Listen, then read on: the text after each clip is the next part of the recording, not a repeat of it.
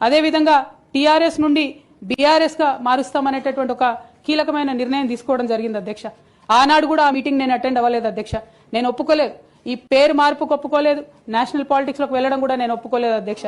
అంటే ఒక మాట అధ్యక్ష, ఇట్లాంటి హౌస్ లో చెప్పొచ్చో లేదో గానీ తెలంగాణలో ఏం పీక్ కట్టలు కట్టినామని నేషనల్ పోయి చేస్తాం అధ్యక్ష. మనం ఎన్ని పనులు మిగిలినాయి అధ్యక్ష తెలంగాణలో చేయాల్సినాయి?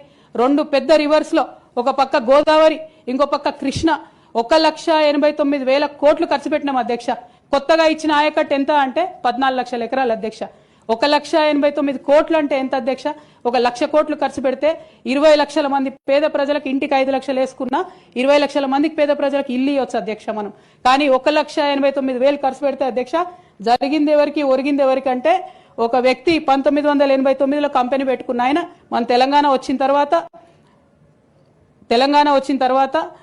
ఫోర్బ్స్ జాబితా ఉంటుంది అధ్యక్ష, దాంట్లో 45వ స్థానం ఒక కాంట్రాక్టర్ దక్కించుకున్నాడు అధ్యక్ష. అంతకుమించి జరిగింది ఎవరికి ఏం లేదు అధ్యక్ష. ఇండ్లు లేని పేద ప్రజలకు ఇండ్లు రాలే అధ్యక్ష.